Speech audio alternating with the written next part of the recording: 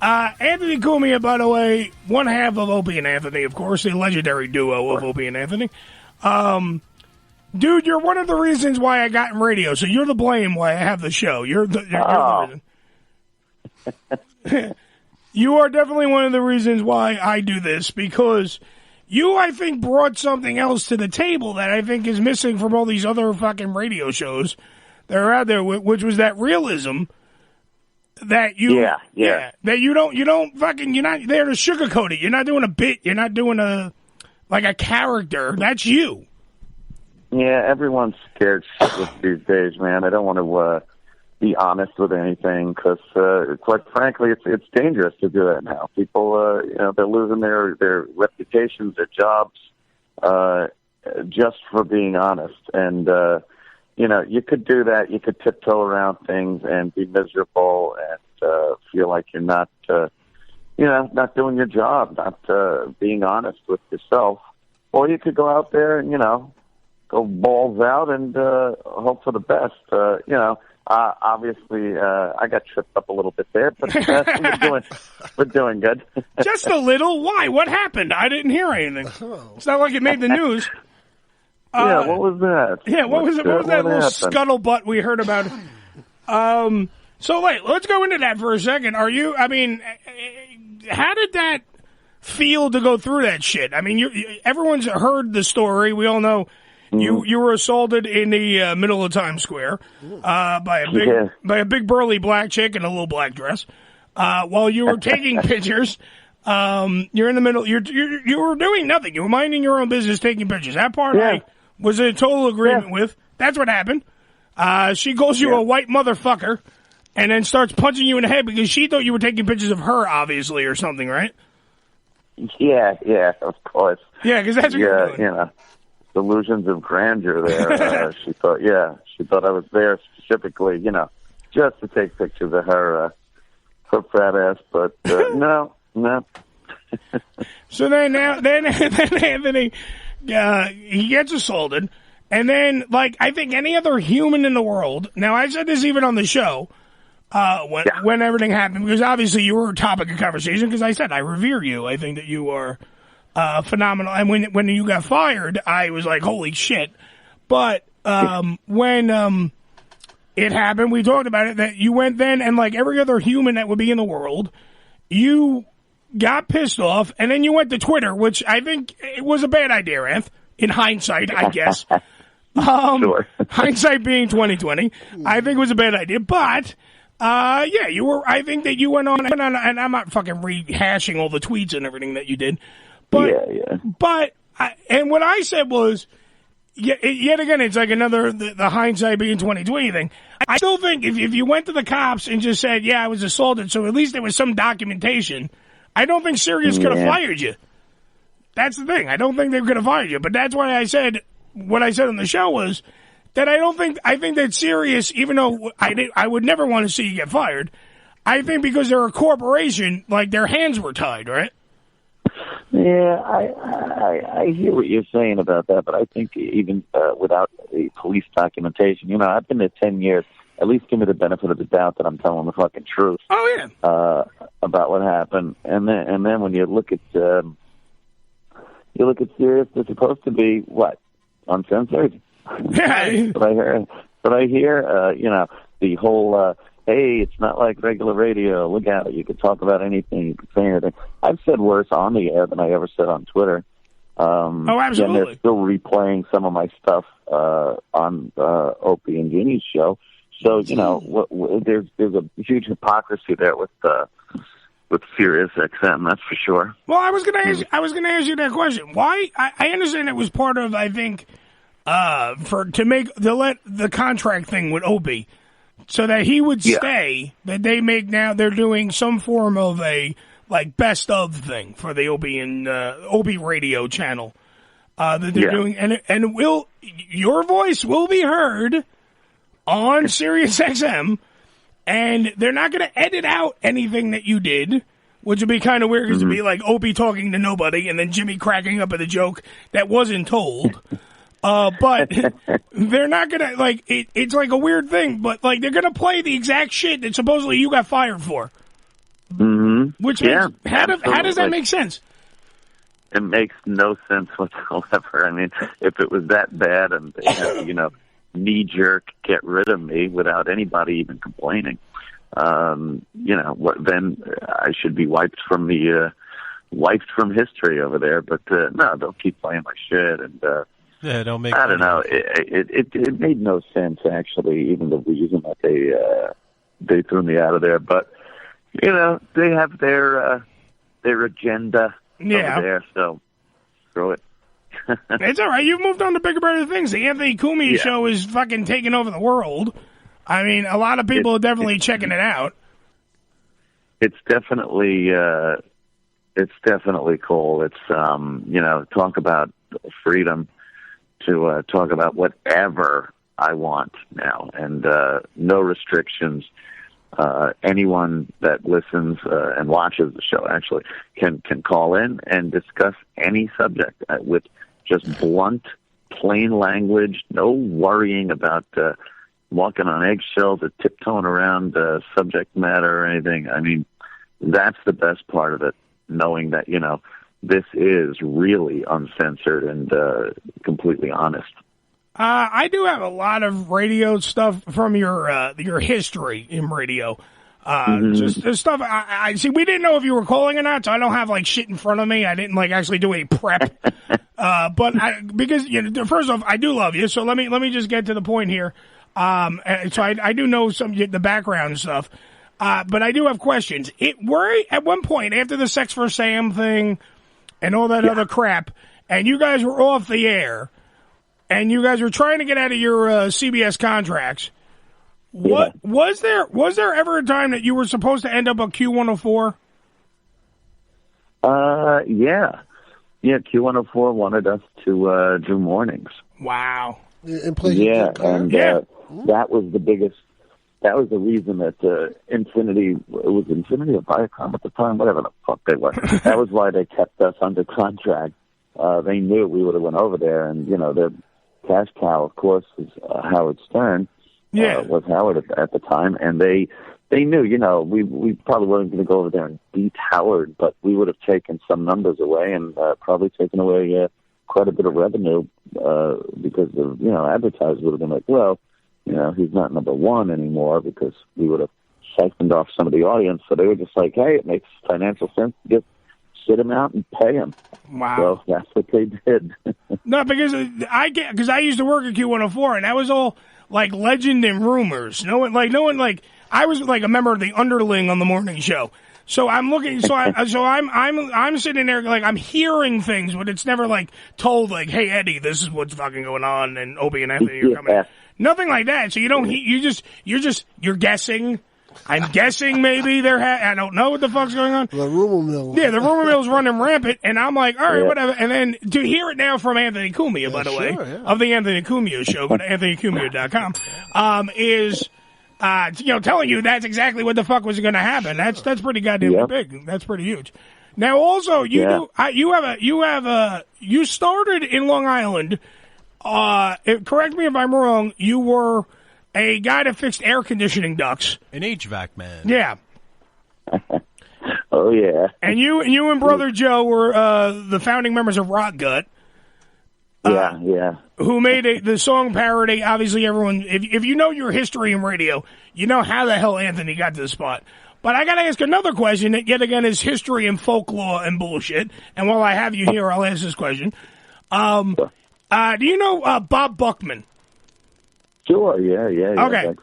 From our BAB days. Yeah. Now, in the WBAB days, where he used to be my boss over at Q, at WASQ, yeah. The question I have to ask is, did he put you two together, or did you and Opie actually just come together by yourselves?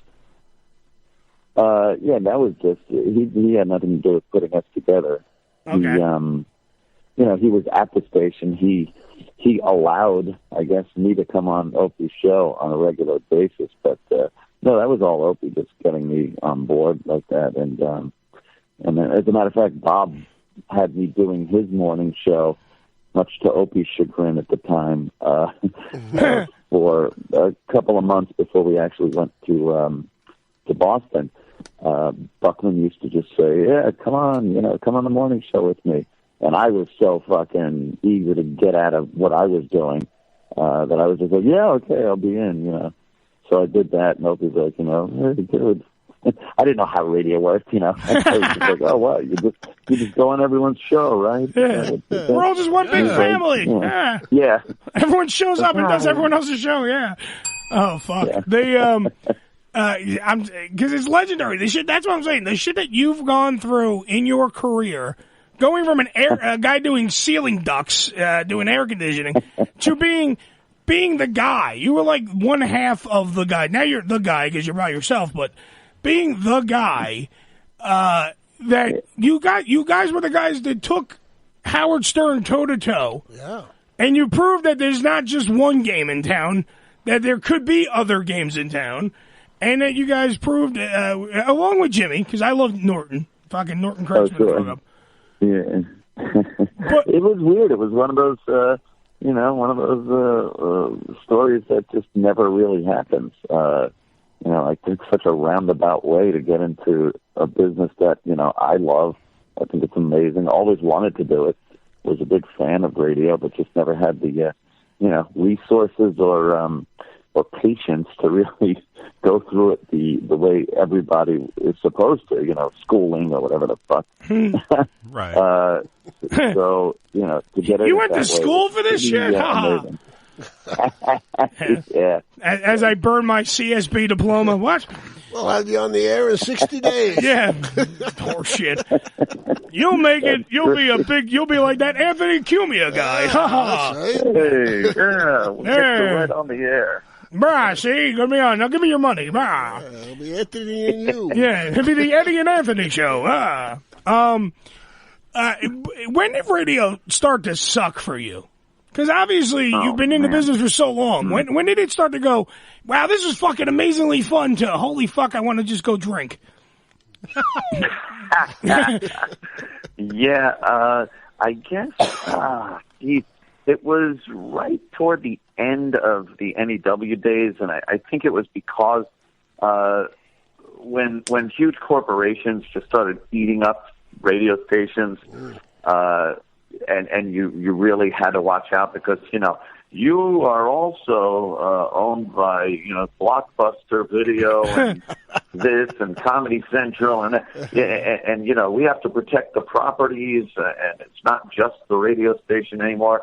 It's like I could give a shit what happened to Blockbuster Video because of what I'm blurting out over the air. Yeah. And that's when it really started to, as you say, suck. Yeah. So, yeah. Well, because that was about it. Yeah. Well, you have the world of radio where you get into this business because you think it's fucking cool, and you get into this business because you want to make, I was the same thing. I've been through a lot of the shit mill, as they say, and I've been fired, and not as many times as you, Anth, but I've been fired. You're up there. I'm up there. I'm catching up to him. I'll get to that Anthony guy. We've been fired and rehired more times than Well, same thing. Fired, rehired, everywhere they go, because they knew that Opie and Anthony were a legit. And now look, I'm the same way. I think Anthony deep down inside, even though he has I don't know if he has a hatred for Howard. I don't think he does. I think he just has a loathing for Howard. But I think that he, because it seemed to me like if you watch, by the way, behind the scenes shit, you see that everybody interacts on both shows. Absolutely. Except for Howard. Like, Opie would talk to Artie, and Artie would talk to Anthony, and then Jackie. Yeah. And Jackie is now hanging out with Anthony on the Anthony Cumia show. And then, Robin would see Opie in the gym or something, like this whole thing. And it was like a whole world that because it seems like it was two polar opposites. If you're an Opie and Anthony fan, you couldn't be a Howard Stern fan. Okay. It was like the Jets and the fucking Sharks. It was. What's that about? Yeah, it was like West Side Story on crack. Yeah. It was very strange, man, because when I was in construction and working for a living out on Long Island, I would listen to Howard every morning. Yeah. I was a huge fan, and those were like the golden years of Stern when Billy West was on and Jackie and shit like that. It was just it was consistently hilarious. Just shit radio you never heard before. And then when I finally got into radio, I realized, like, oh, God, this guy kind of, you know, he's going behind the scenes and having bosses tell us to shut up. And, you know, instead of just getting out on the air like he did and destroy people, which we would have taken, we loved it. You know, we loved the fight. But he just wasn't into doing that toe-to-toe brawl with us like he did with Bella and, you know, some of the other people in the industry. So why do you kind of disheartening? Yeah, I never hated him. I still don't. You know, I think I absolutely. You know, you're not going to find many people that got bigger in radio. That's for sure. So you know, I have no hard feelings or anything like that. But he was an asshole a few times to us. Well, just a few, just a smidge. Yeah. No, that's my question is, like, what like, has anything transpired? Like, have you ever talked to him after or during? Have you seen him in the halls when you were at Sirius? I mean, I know he had the private elevator and everything. Yeah, he has the mystery elevator and the limo. And, God bless him. You rarely see him in the building at SiriusXM. And I never saw him in the building, and I was there for years and years and years. I did see him and traded some small talk at the Borgata once. There was some event going on. They were all there. You were at a poker tournament or something, right? And we were at a poker table. Yeah. Next to each other, like poker tables. I wasn't at his poker table. But, we traded some pleasantries, but that was about it. And you go, fuck yourself, sir. No, you fuck yourself, sir. Oh, I hope you get colon cancer, sir. Oh, fuck you, sir. I'm just laughing because I like, it seems like to me that it was such a giant fucking different worlds, like, but yet they were doing the same work. For Christ's sake, if you know your radio history, Anthony was on Howard's show twice. Yes. Yeah. Like, that's a giant thing that people, like, kind of gloss over and don't fucking recall. Then Anthony Cumia, right here from the Anthony Cumia show, he was making fun of Jackie, I believe. Yep. And doing the Jackie voice on fucking Howard's show. And Howard would fucking say and rave about him and say, this kid's fucking amazing, and blah, blah, blah, blah, blah. Yeah. It was, that was pretty huge for me at the time. It was before I was doing radio. Still, you know, working for a living, and unbelievable to be in there, and you know, because I was such a big fan, to be in there to me was just like, this is fucking great. And that was pretty much why I wanted to get into radio. You know, it just looked like such a good time, and everyone's having fun and laughing. Like, this is great. How the hell did you get to do this as a job? The most amazing magic trick ever. And get paid besides. Yeah. It's an illusion. Yeah. Have fun. No, it's not fun. Yeah. All right, so what's going on the Anthony Cumia show? What you got coming up?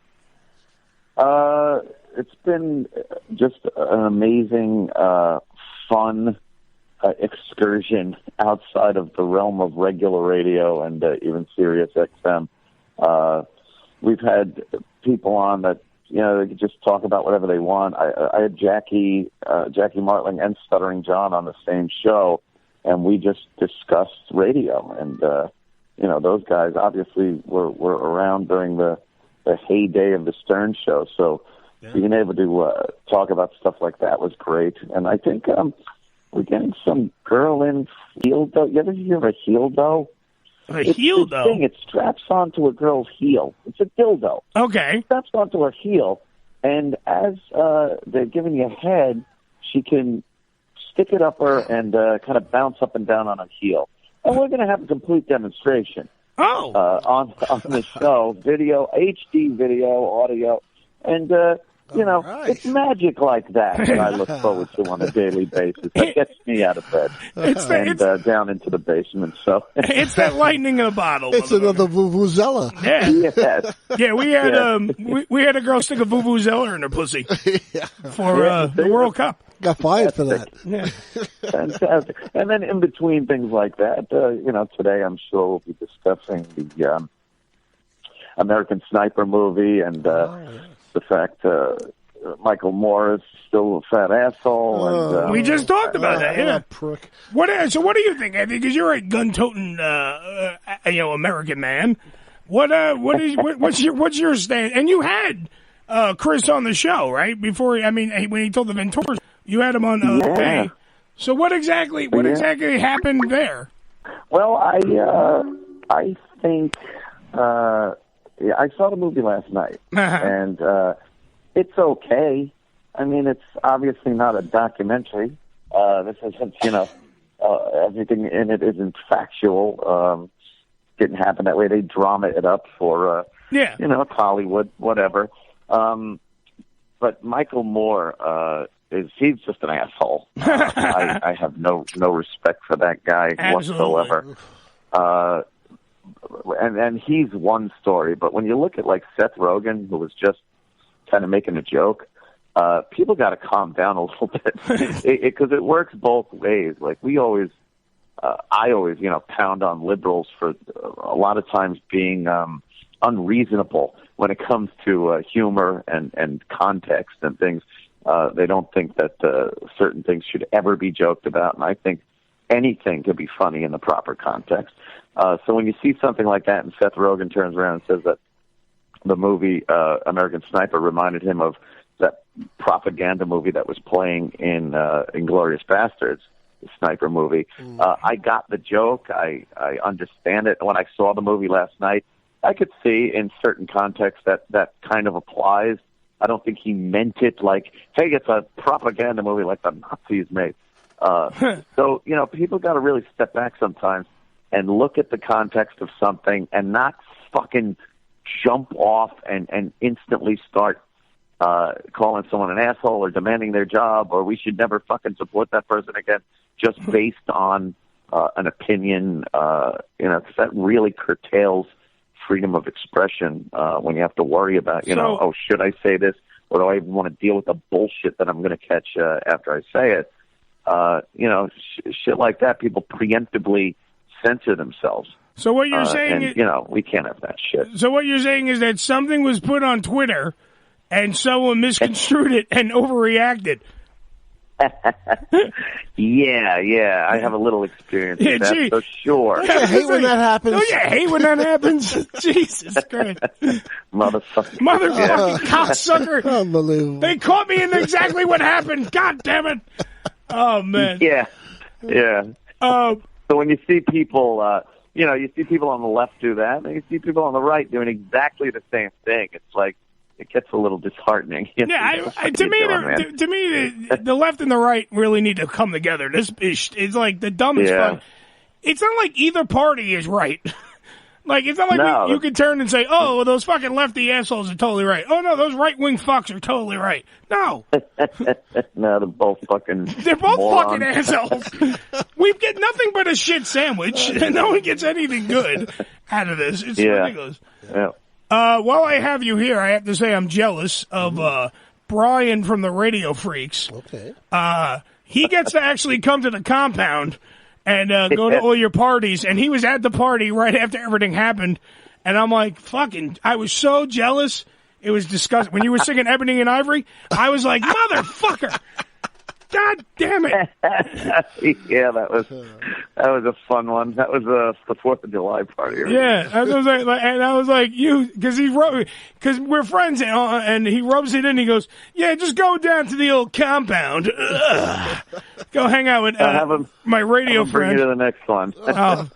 Because Anthony has the greatest, from what I've seen. I haven't got to be there because our friend Laney is we work together. Anthony gets the same people that we get, and Laney is the guest wrangler extraordinaire when it comes to tits and ass. Oh yeah, and she's another one. She's like, just going down to the old Cumia compound, and I'm like, stop telling me this shit, you fuckers. Yes, I'm jealous, you dicks. It's fun. Yeah, it's fun over here. Because Anthony's like a big kid with a shitload of money. He's fucking amazing. You understand? He has a giant pool area. He's got a fucking velociraptor. in his pool. This motherfucker. Playboy Mansion. Huh? Yeah, he's got. Well, there's enough tits and ass usually walking around. Yeah, he does have the Playboy Mansion. I know. Yeah, Ladies always, supplies a lot of that something stuff. going on. Yeah, and then he's got a movie theater. The AnthonyCumia.com studios for the Anthony Cumia show. Yes. You brought up a very interesting point back in the day. It's when you still worked at Sirius before the old fiasco happened. You used to get shit for doing Live from the Compound because you had because you had the money to pull off a show that didn't sound and look like shit. Yeah. That I think that Sirius got a little angry at Anthony because Anthony had green screen, beautiful mics. Joe, you would be amazed at what he has in the studio. Oh, you know me, I'm an equipment junkie. Exactly. Anthony's like one of those guys that like learns something and then takes it to a whole new level because he's got the money to do it. So he's like, I want to build drones. And his drone is now the size of the on the Shield carrier. 747. Yeah, it's not like he does little things. I want to watch a movie. He builds a whole theater in his fucking basement.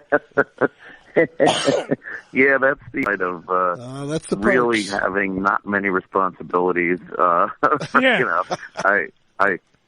took the whole idea of having a wife and kids, threw that out the window, and I'd just rather talking about that. have toys and fun.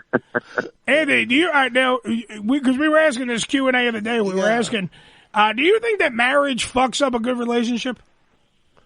Hell yeah. Thank you. I honestly do. Yeah. Fucking Anthony Cumia. God, he has a real man showing some balls here. Well, he's probably divorced. Yes, he is. But his first wife was what's the word I'm looking for, Denny? Cunt. Right. Yes. That's the word. Yeah, it's cunt. I believe it's pronounced cunt, right? I'm not. You conniving cunt. Absolutely. Yeah, she was a cunt.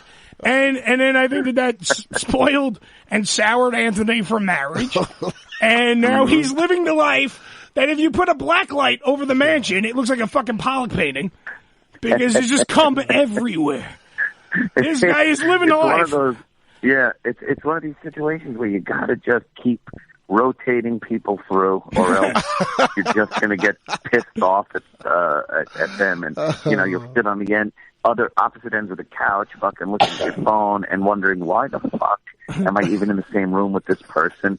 And that's what happens after you're in a relationship for a long time. I like newness. That's what I like. Why are you still here? Get out! Yeah. It's weird because Anthony, just when Anthony's fucking around. By the way, just to show you how much legitimately your life sucks and Anthony's is great. Okay. When you look at someone, just go Google or go on YouTube or whatever and look up some of the videos of Anthony that he just puts up, like periodical, just, fuck, I feel like making a movie. Okay. And he'll put up one. He did one where he just strapped a camera to himself, and he's walking around his own house, pouring a beer, going outside, and it's one of the most annoying videos ever, because you're like, God damn. And he walks outside, and he's sitting there drinking his beer, he jumps in the pool, he has the camera still attached to him, and there's this broad that literally to everyone else is like a 13. Yeah. To Anthony, she's like a hard 7. 13 years old? Not 13 years old. If he had 2 of them, maybe. and she's in a bikini sitting there, and that's like for after the video goes off, that this is gonna go get plowed by Anthony. After I finish my frosty beverage, I'm gonna beat the shit out of her pussy with my dick. It's good to be young and single, I'll tell you. Fucking. Did we mention how much we love you? I just want to throw that out there again, motherfucker. Shit. You can hear Anthony every goddamn day because you can have him on AnthonyCumia.com on the Anthony Cumia Show. Anthony, by the way, yet again, I'm going to blow more smoke up your ass and say thank you for being on the program today, sir. So much. Thanks for having me, man. Dude, no. First off, I made you laugh after the years upon billions of times you've made me laugh. So right there, goddammit, thank you at the end of the day. Thank you, sir.